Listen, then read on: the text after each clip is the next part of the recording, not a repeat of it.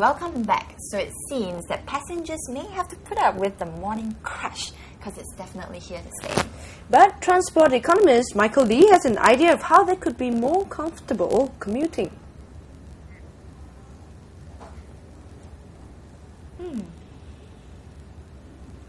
No? Well, that's why we're wrong. Anyway, I spoke to him, I interviewed him, and he was mentioning about, something that Ju Len briefly mentioned about redistribution and the idea of premium service for executives. Because if you want luxury, you have to pay for it. He suggested premium services on buses and trains, like a carriage of some sort, where you could travel for a higher fare, but more comfortably. That is a very economist thing to say. And having an economics degree myself, I do agree with that, but it does tend to be very socially uncomfortable because it makes people think about haves and have-nots. That's true, a class system altogether. Yeah, that's that problem. But, that's the thing. Not everyone can have a Rolex watch. Not everyone can have, a mansion. And that is life, Not everyone is a have, and there have to be some have-nots. Are you telling all the have-nots out there to just live with it? Well, that's the thing, though. But if some people are willing and able to pay for the privilege of more comfortable transport, it does vacate some of the seats from the regular transport system. Yeah, it gets rid of them into the other carriages and buses. Well, it should make things easier for everyone else. Yeah, I do distinctly remember our senior minister, Goh Chok Tong, once saying, Singaporeans don't, indulge in the politics of envy. What do you say? Well, we don't have this problem with air travel. I mean, there's business class and economy That's class. True. You pay for an economy class ticket, and you don't bitch and moan about the people in business class. We hate them, but them behind the curtain. But it does work, and it's something like this business class for public transport might be a sensible idea. Do you think throwing out that new kind of worms of creating a new a class system would throw up some problems and unhappiness among Singaporeans who strive so hard to be, among the top? Cream of, in terms of status and... Yeah, well, on a broader social scale, as long as there's an equality of opportunity for everyone to migrate to that class of travel, I think that should be fine. All right. It's a meritocracy here. Yeah, that's right. But what kind of services would you personally like to see on our buses or trains? Well, some services I would like them to take away. There's that really annoying TV thing. Mobile TV, right? Yeah. It's like, you want some peace and quiet, right? Wait a minute. Is Razor TV on that TV? If it is scratch... We take that back. We take that back. Shameless. Yes, me especially. Yeah. all of us who are employed by SVH. They should put more newspapers on the bus. Reading is good for you. Internet services as well. Whoa, wireless. Exactly. But those people traveling on the bus, they may actually be people who are avoiding ERP gantries, avoiding driving because it's so expensive nowadays. But are you tired of ERP? Well, it's driving a lot of people up the wall, apparently. Well, previously, instead of the ERP, we had to buy coupons to head into the Central Business District, CBD. It's called the Area Licensing Scheme, or ALS. Do any of you remember this? I'm giving away my age here, but yes, I do remember this. Oh, thank God, I don't remember a thing. Was it before I was born? When was it born? When was it implemented? 1975. Oh, thank God, it was donkey years ago. I don't fall into that category. Don't feel bad. I actually do remember it because, I remember that coupon, my dad's... How does it work? How does it work, actually? How does it work? They just buy, they could actually... Okay, Ju Len, why don't you tell us? Okay, you want to go into town, right? Instead of passing through an ERP gantry, you have these gantries with people looking out for you. And you have to put the sticker up on your car. It costs a few dollars. Okay. And people would watch to see that you had the sticker. Alright, so they would be scrutinizing every single vehicle, including a Lamborghini as well? Everyone. Or they had a variation of that where your car would have to have at least X number of people. I think it was 4 people in the car. Or to encourage carpooling. Exactly. So my dad would sometimes stop and say, do you want to lift into town? And then we would fill up the car and go into town for free. Oh, that's nice. That kind of stuff. But what if the car goes at a really, really fast speed? How are you going to capture that? How are you going to be able to, employ people? With ERP, they have eyes. Yeah, super eyes. I don't know how that works. I think they can see you coming from far away. Right. Now they have ERP, of course. I don't know if you speed through a gantry whether it'll pick you up, but I'm just wondering if you kind of drive backwards through a gantry whether it'll credit that into your cash card. I'm going to try it one day. Nice one. That might happen. And there's this other question I have for you. Supposing my car breaks down in the middle of the road and then I call the tow truck. Right. All right. Tow truck drags my car and then I take out my cash card. Would I still have to pay for it even though I don't actually use it? it? There's a good chance that you won't have to, but don't you've got to ask Don't the bet on LTA it. that. Right. Yeah. Probably have to write an appeal letter and say, please, please That's don't right. find me. Letter writing always helps. Yeah, not that everyone would, bother. All right, But now. anyway, back to the ALS. We have Elsie who takes us on a ride down memory lane, especially for those of you who do not know what ALS is.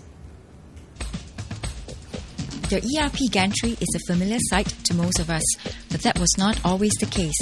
Before ERP system, if I'm not wrong, they are using those kind of type of coupon, CBD coupon or something like this. Don't really know actually. Yeah, No idea? no idea. Yeah, I think they are using a ticket, right, whereby you can go in and out through the whole day.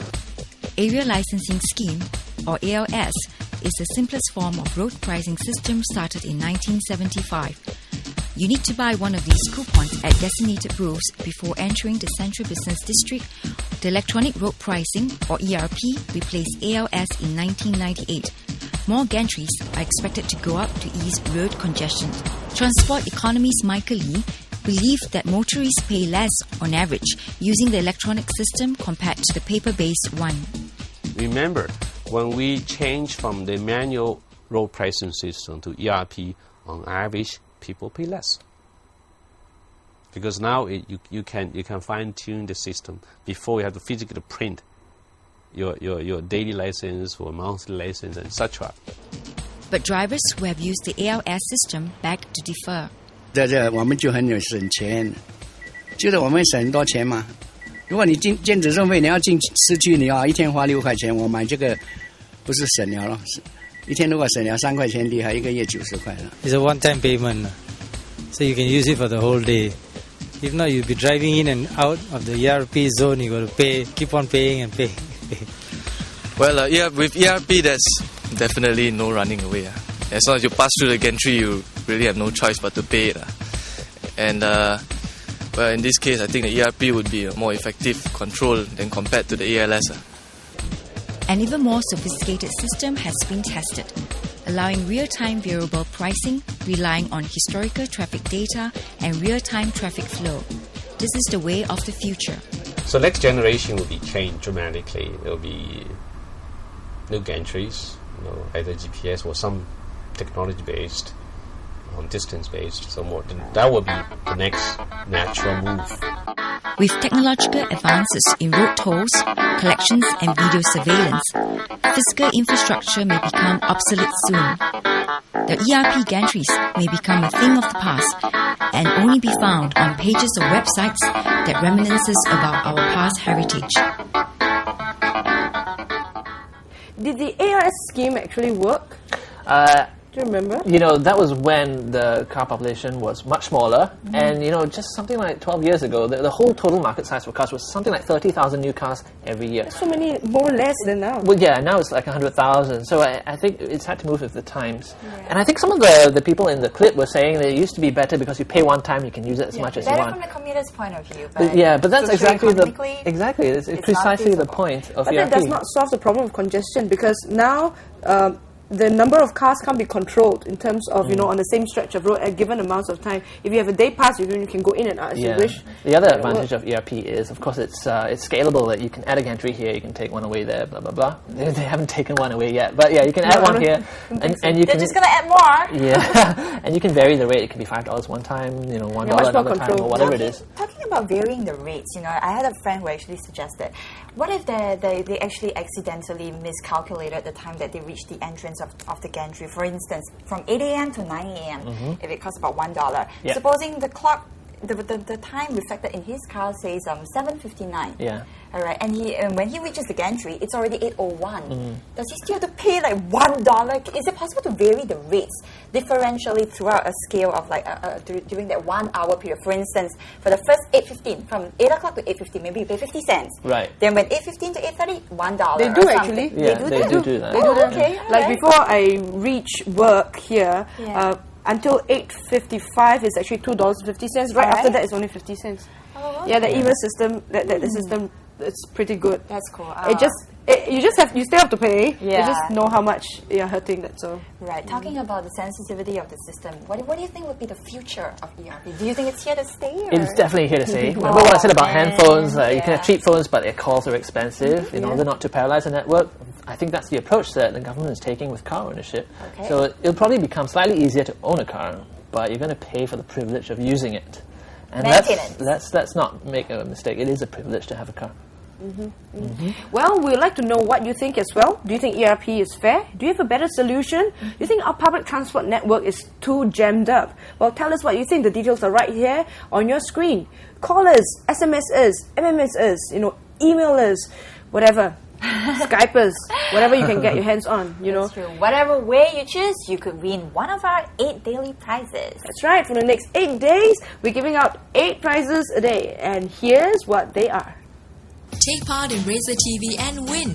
8 prizes will be given out every day from August 8th to August 15th. Send us your videos, comments, or chat with our presenters and studio guests. The hottest contributions to Razer TV will stand a chance to win the latest handphones and digital cameras. Check out our range of attractive prizes. Contact us at 63195403 or email to razertv@sph.com.sg. You can also send an MMS at 75557 or webcam us at SPH Razer TV. Well, it's time for a break, but do stay with us on Point Blank.